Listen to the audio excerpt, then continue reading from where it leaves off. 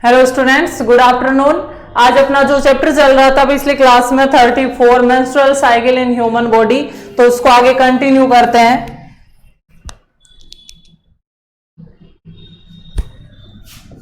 जो आपके 34 चैप्टर है मानव में आर्तव चक्र।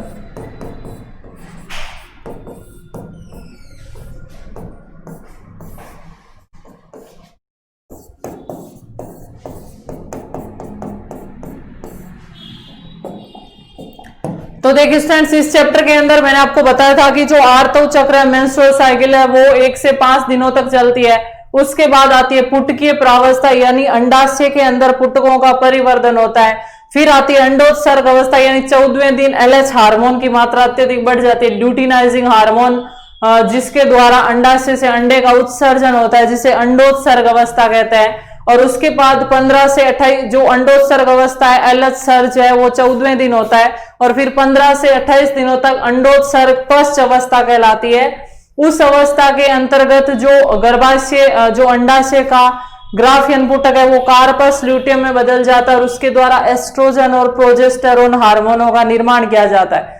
और एस्ट्रोजन और प्रोजेस्टेरोन हार्मोन के कारण गर्भाशय प्रोजेस्टेरोन हार्मोन क्या करता है, गर्भाशय के लेयर को मोटा बनाता है, गर्भ धारण के लिए तैयार करता है। तो यदि प्रेगनेंसी हो जाती है तो वो मेंस्ट्रुअल साइकिल नहीं आता है, वापस आर्तव चक्र नहीं आता है 28 दिनों के बाद, और गर्भाशय की जो एंडोमेट्रियम है वो लंबे समय तक बनी हुई रहती है।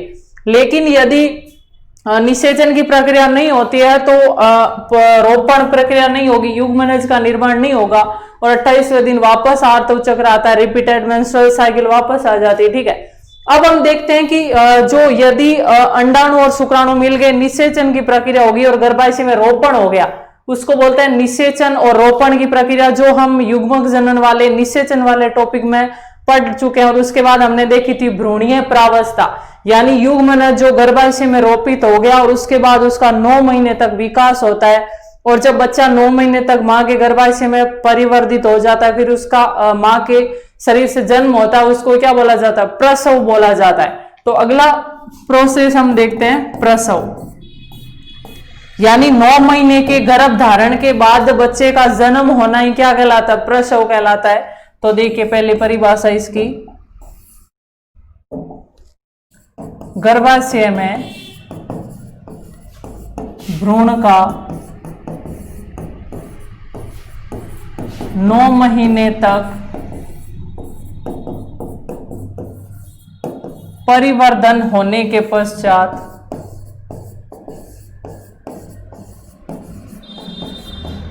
जन्म होना प्रसव कहलाता है।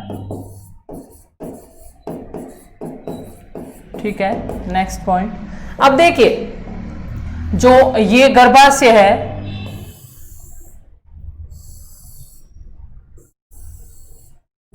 इसके अंदर क्या है, ये भ्रूण है वो परिवर्तित हो रहा है। अब ये 9 महीने तक परिवर्तित हो गया, जैसे ही 9 महीने पूरे होंगे ये भ्रूण है वो पूरा परिपक्व हो गया, जो बच्चा परिपक्व हो गया, ये क्या करेगा, इस गर्भाशय को कुछ संकेत देगा ताकि प्रसव पीड़ा उत्पन्न हो। तो इस विकसित हो चुके भ्रूण के द्वारा इस प्रकार की कुछ हलचल की जाती है गर्भाशय में, जिससे गर्भाशय की भित्तियां संकुचित होने लगती है, और संकुचित होने से ये संकेत पहुंचते हैं पीयूष ग्रंथि तक, और पीयूष ग्रंथि आगे संकेत पहुंचाती है मस्तिष्क में, यानी हाइपोथैलेमस तक। और हाइपोथैलेमस के द्वारा ऑक्सीटोसिन हार्मोन का निर्माण किया जाता है। यह ऑक्सीटोसिन हार्मोन क्या करता है, गर्भाशय की भित्तियों में बहुत तेज संकुचन करवाता है, और जिसके कारण पीड़ा उत्पन्न होती है, जिसे प्रसव पीड़ा कहा जाता है। तो ज्यादा संकुचन होने से बहुत तीव्र संकुचन होता है तथा बहुत तीव्र दर्द उत्पन्न होता है, जिसे प्रसव पीड़ा कहते हैं। और उसके परिणाम स्वरूप ये जो गर्भ है वो मां के गर्भाशय से टूटकर अलग हो जाता है और इसका गर्भनाल के द्वारा जन्म हो जाता है। ये प्रक्रिया क्या कहलाती है, प्रसव कहलाती है। ठीक है, तो इस नेक्स्ट पॉइंट लिखते हैं हम, प्रसव के लिए प्रारंभिक संकेत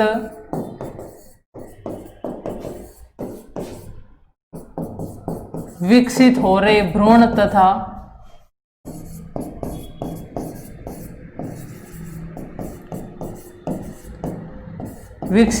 भ्रूण तथा गर्भाशय भित्ति द्वारा दिए जाते हैं।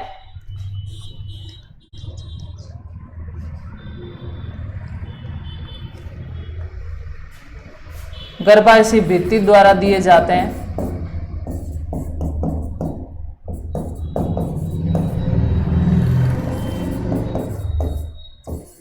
जिसे गर्भ उत्प्रेक्षण प्रतिवर्त कहा जाता है।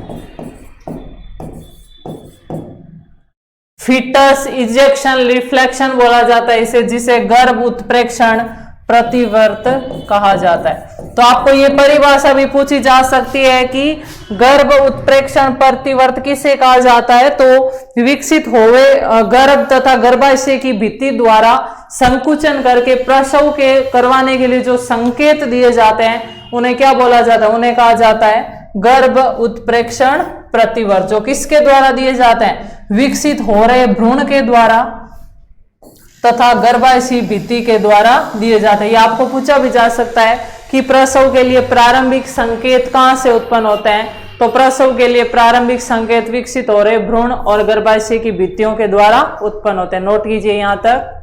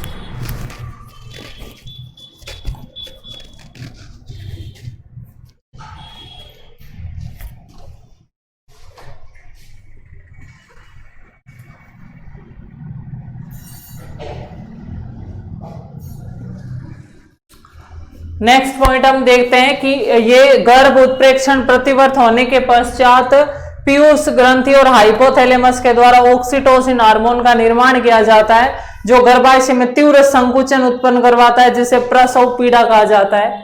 नेक्स्ट पॉइंट,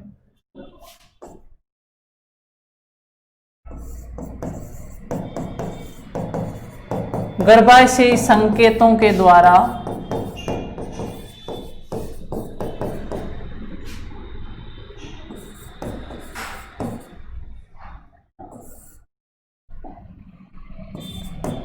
हाइपोथैलेमस से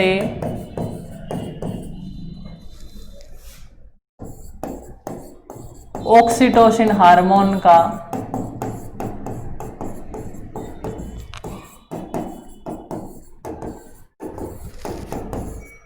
निर्माण करवाया जाता है, ऑक्सीटोसिन हार्मोन का स्राव करवाया जाता है।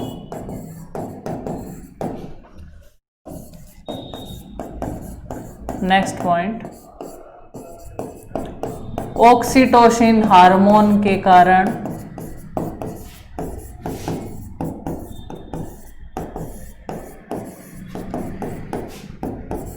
तीव्र गर्भाशयी संकुचन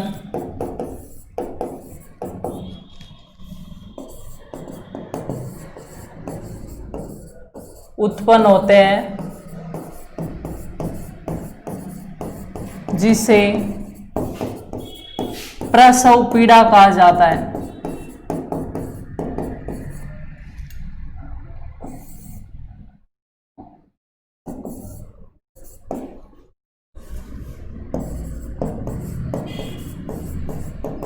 नेक्स्ट पॉइंट, अतः इसलिए ऑक्सीटोसिन को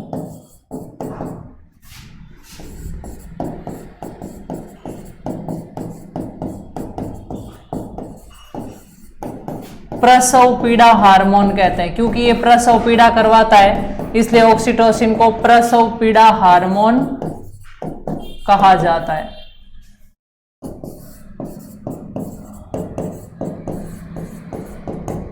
ठीक है, तो प्रसव पीड़ा हार्मोन किसे बोला जाएगा? ऑक्सीटोसिन को। नेक्स्ट पॉइंट है आपके, प्रसव पीड़ा होने के पश्चात जो भ्रूण है वो गर्भाशय की भित्ति से टूटकर अलग हो जाता है तथा गर्भनाल के द्वारा उसका जन्म होता है। तो नेक्स्ट पॉइंट,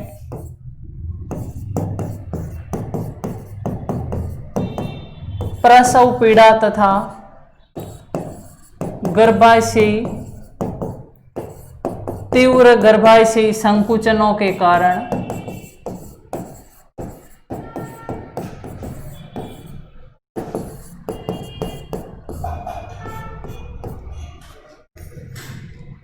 भ्रूण गर्भाशयी भित्ति से टूटकर अलग हो जाता है तथा गर्भनाल से होते हुए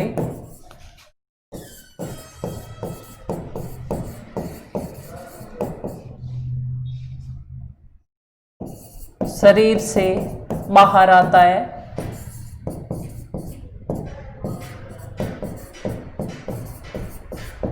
यह प्रक्रिया प्रसव कहलाती है। ठीक है, नोट कर लीजिए प्रसव के पॉइंट्स को।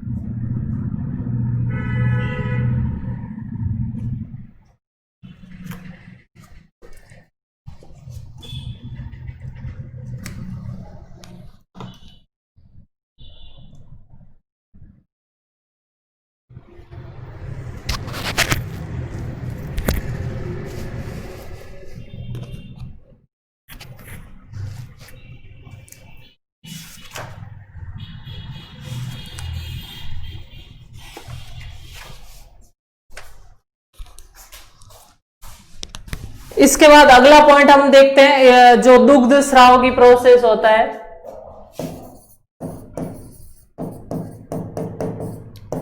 देखिए, जो शिशु का जन्म होने के पश्चात मां के स्तनों से दूध निकलने की जो प्रक्रिया होती है उसको क्या बोला जाता है? दुग्ध स्राव बोला जाता है। और यह प्रक्रिया दो हार्मोनों के द्वारा नियंत्रित होती है।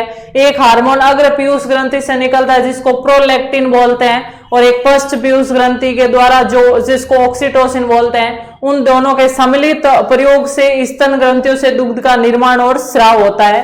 तो दुग्ध स्तन ग्रंथियों से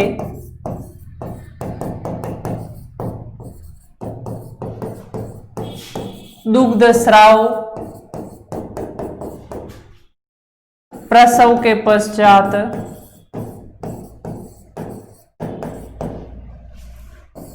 होने वाली प्रक्रिया है।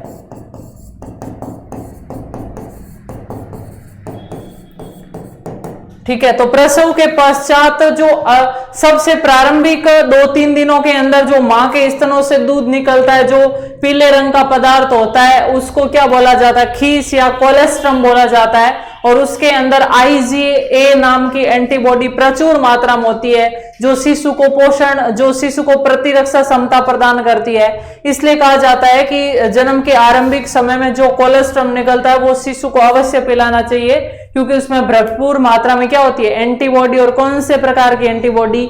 IgA नाम की एंटीबॉडी। तो देखिए नेक्स्ट पॉइंट,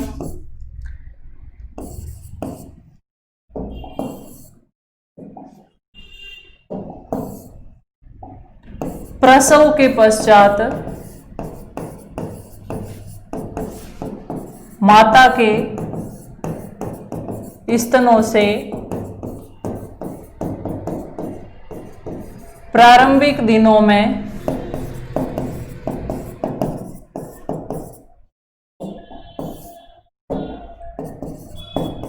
निकलने वाला पीला पदार्थ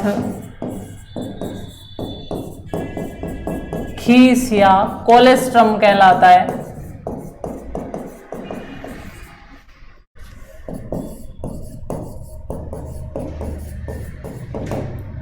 कोलेस्ट्रम में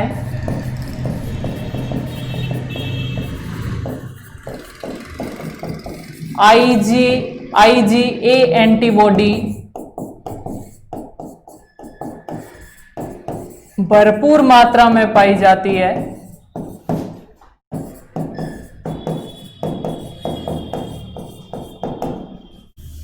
जो शिशु को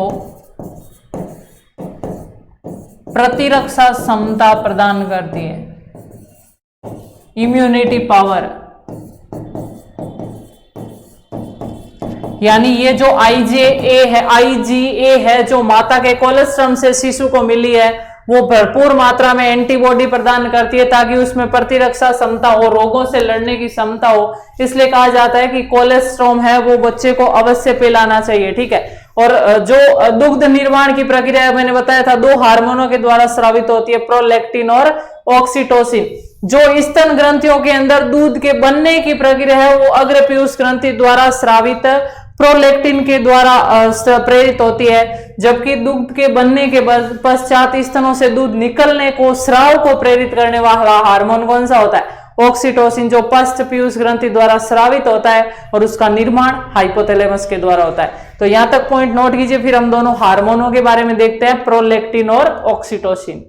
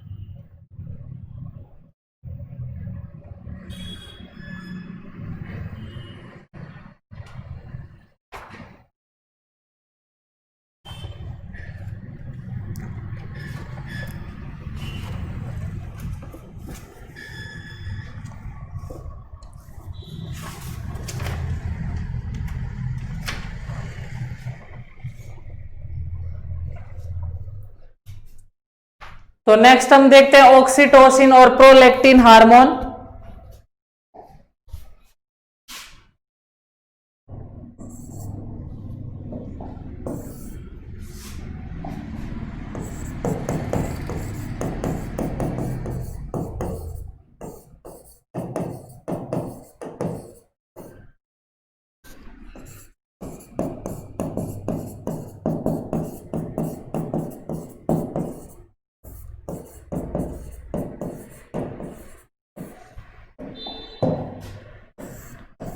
अग्र पीयूष ग्रंथि द्वारा स्रावित,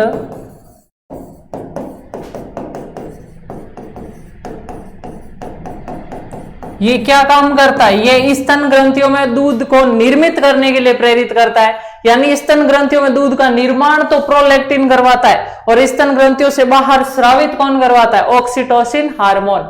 तो यह हार्मोन स्तन ग्रंथियों में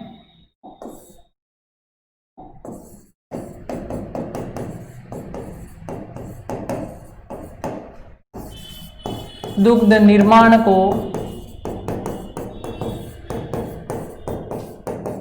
प्रेरित करता है।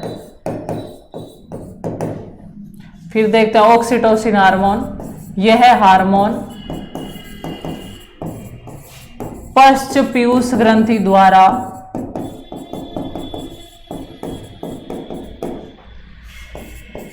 स्रावित होता है और इस हार्मोन का निर्माण किसके द्वारा होगा? हाइपोथैलेमस के द्वारा। इस हार्मोन का निर्माण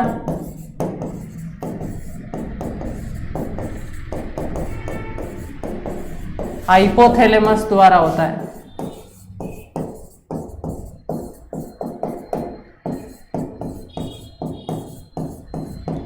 ठीक है,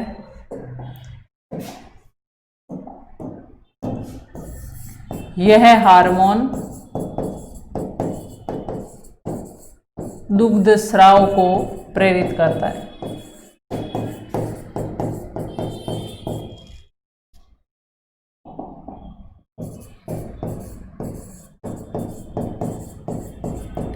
इसलिए इसे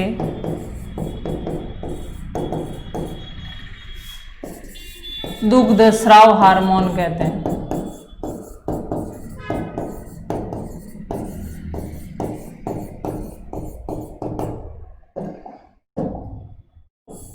इसे प्रसव पीड़ा हार्मोन भी कहते हैं और इसे दुग्ध स्राव हार्मोन भी कहते हैं। नोट कर लीजिए दोनों हार्मोन, प्रोलैक्टिन और ऑक्सीटोसिन।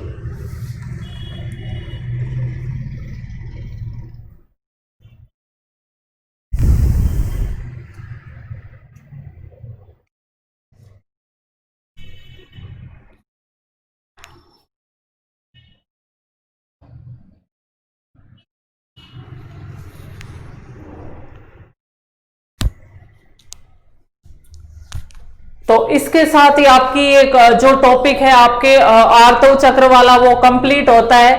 तो यहां तक की थी स्टूडेंट्स अपनी क्लास। मिलते हैं नेक्स्ट क्लास में आगे के नए टॉपिक के साथ। तब तक के लिए थैंक यू सो मच।